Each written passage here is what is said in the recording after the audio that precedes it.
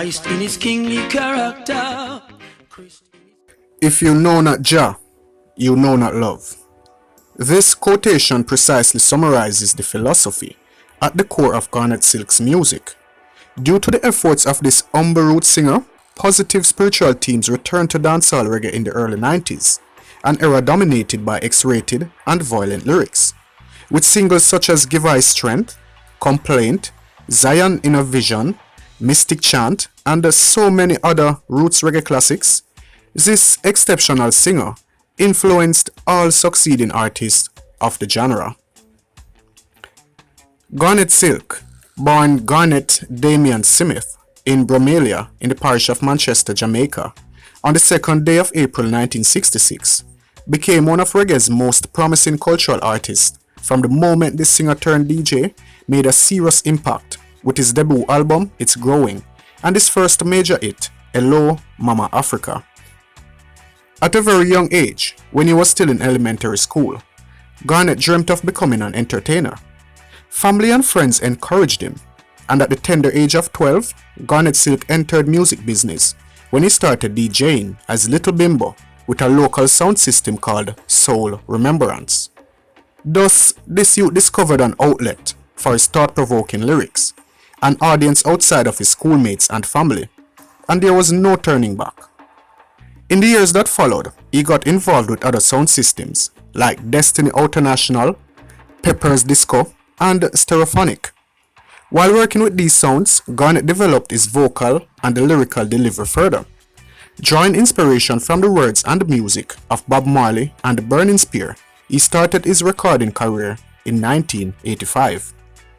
It was actually dub poet Yassa Safari who hooked up Garnett with Delroy Colo Collins, who produced his first single, Problem Everywhere, then still under the name of Bimbo. The single didn't make any impact, mainly because at the time the Arms House tunes were heavily in fashion, and a tune like Problem Everywhere just did not suit the taste of the record buyers. After this experience, Garnett more and more started to concentrate on singing rather than DJing. Then a young, rather inexperienced, and very shy Garnett Silk moved from the hills of Manchester in central Jamaica to the capital city of Kingston, where he first teamed up with Sugar Minot's youth promotion label, for which he recorded No Disrespect, featured on the Easy Star compilation set Hidden Treasures Volume 1 from 1999. Furthermore, he did recording sessions for the late King Tubby, King Jammy, and Donovan Germain.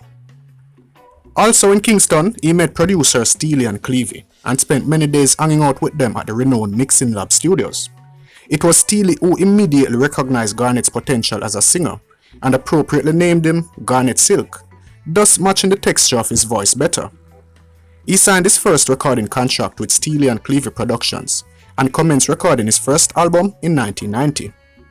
From the recording sessions with this producer duo, only one song, a combination tune with Chevelle Franklin entitled We Could Be Together, was released.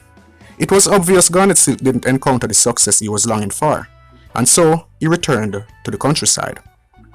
There he took time to concentrate on writing new songs, often in the company of his childhood friend, Anthony Rochester. The year 1992 proved very successful for Garnett Silk. Be still, all the enemies of Jah. In February, he was introduced on stage by Tony Rebel, a popular cultural DJ and close friend, at a White River Reggae Bash in Ocho Rios, Jamaica. Tony Rebel, as well as the aforementioned dub poet Yassa Safari, not only played an important role regarding his musical career, but were also responsible for introducing Garnett to the teachings of Rastafari, a discovery that altered his life forever. While in Ocho Rios, Tony Rebel introduced Garnett Silk to producer Courtney Cole, whose Roots International studio, based in this small town on Jamaica's north coast, providing a refreshing alternative to the Kingston mainstream. From then and there, Garnett Silk started to get notable success with singles like Nothing Can Divide Us, Mama, Seven Spanish Angels, and the popular combination tune with Yassa Safari entitled I Can See Clearly Now. One day, Bobby Digital Dixon was in Ocho Rios, and when he heard Garnett Silk singing, he got so impressed that he invited him to return to Kingston. During 1992, he spent some time at the Digital Beast studio and voiced his first output for Bobby Digital, which finally led to the release of Garnett Silk's debut album, It's Growing. This album brought Garnett Silk international recognition and established him as one of the prime stylists that emerged in the early 90s. The release of this album had a serious impact, and together with returning to consciousness by such popular DJs as Buju Banton and the Capleton, marked a turning point in dancehall music, revealing a singer-songwriter of rare depth and originality. It's Growing was hailed as a masterpiece of modern roots music by both reggae fans and the critics. Comparisons were inevitably drawn with the late Bob Marley, and some even called him the next Bob Marley. But Garnett Silk was the first to shun the title. "I see Bob as king of reggae and a brother," Garnett Silk said in a January 1994 Reggae Report interview. "Bob has done his work and now Jah appoints me to do mine, just like Bob."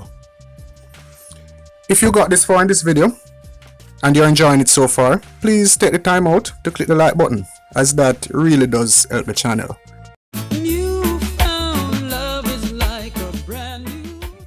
With the Richard Bell produced single Hello Mama Africa, released on the Star Trail label, Garnett Silk scored his first international major hit as it reached number 1 in the UK reggae charts and held the position for several consecutive weeks. To this day, Hello Mama Africa proves the most popular song worldwide in Garnett's list of recordings. Other hits such as Place in Your Heart, Fill Us Up With Your Mercy, Zion in a Vision, Kingly Character, Jaja is the Ruler, Singing for the People, and Splashin' Dashin' followed and made the young singer the reigning star in reggae music. During the time that Garnett Silk dominated the charts, he uplifted reggae with cultural messages and roots Rasta music. Due to his huge success, Garnett recorded continuously and toured extensively, filling clubs and concert halls wherever he performed. The pace was so grueling that early in 1993, when he had to leave the stage during a performance at the Ritz in New York City, he went under doctor's orders to take a rest. Diagnosed with low blood pressure and exhaustion, Garnett Silk was forced to retreat from the limelight. Oh mama, oh mama. By the beginning of 1994, Garnett Silk was rested and ready to continue his musical quest. He signed with Ocherius-based Current Productions and also secured his first major label deal with Big Beat Atlantic. The release of the Steely Clevie produced album Love Is The Answer, featuring 1990 recordings and single releases like Order, Complaint and Fight Back, a combination tune with good friend Richie Stephens, soon put Garnett Silk back on the international reggae charts. His triumphant return was highlighted at Jamaica's 2 premier international festivals in the summer of 1994. Reggae Sunsplash and Reggae Sumfest were charged with emotional energy during Garnett Silk's mesmerizing musical display. Garnett Silk's final performance was at the Mirage nightclub in Kingston, where he was part of Richie Stephens' birthday celebration on the Tuesday night before the tragedy took place. Garnett Silk was staying at his sister's house together with his wife, who was 6 months pregnant, and his children when he left to see his mother. From this point, there is no one to tell exactly what happened on that night, as all the survivors were sleeping and woke up only with the explosion which occurred at his mother's one-room wooden house around midnight. It is told that a friend was showing Garnett how to use a shotgun when it accidentally went off, striking a nearby cooking gas cylinder. Along with his growing fame, Garnett had become increasingly concerned about security at the house, though he was a true novice when it came to firearms. That night, the errant gun blast ignited the gas cylinder, effectively giving rise to a lethal blowtorch. Garnett Silk and his 2 brothers and the 2 friends managed to escape. However, when Garnett realized his mother was still trapped inside, he re-entered the inferno. None of them survived. Although, after all those years, the still sorely missed Garnett Silk will live forever through his music and the message. Do you think Garnett Silk's death was an accident? Trust me, not even. Waiting, peeps. Let me know in the comment section down below. Alright, and as usual, thank you all for watching. It was wonderful having you here. Stay blessed.